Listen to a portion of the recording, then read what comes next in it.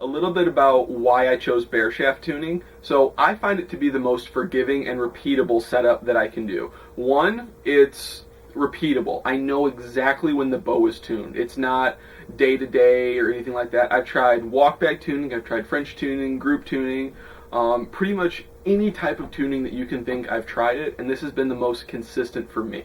So here you go. Let me show you what to do. Hey everybody, so now that we have a bullet hole through paper really close, I stepped back to 5 and 10 yards, and this one down here was the first one I shot through 5 yards. As you can see, it wasn't perfect. Moved it a few clicks, and then I shot, that one, at 5 yards, and it was a perfect bullet hole. Then I move back to 10 yards and do the same thing with the bareshaft. And then once I get it to here, which is a perfect bullet hole, then I go out to 20 yards, and I'll show you what to do from there. But a really important thing to remember is when you're bareshaft tuning at 10 yards, it takes a very small amount of movement to fix a problem. So this was my first one at 10, and it only took 3 or 4 clicks to get that centered again. So it's very fine-tuned adjustment from when you're at a lot closer. There you go. Buddy, so this is what a perfect bareshaft looks like. As you can see, they're pretty much identical in the same place.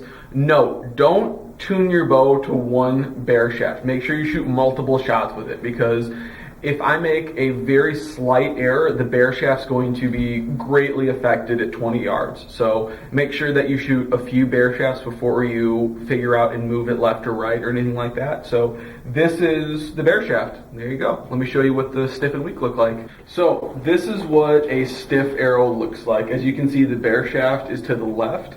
So a few fixes for this is either increase point weight, shoot a longer arrow, move spines down, or increase poundage. That's a few of the fixes that you can do for an arrow that is too stiff.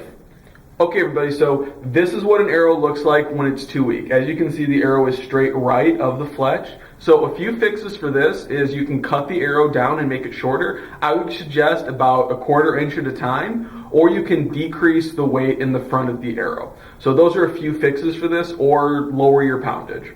But that's what a weak arrow looks like. There you go, guys.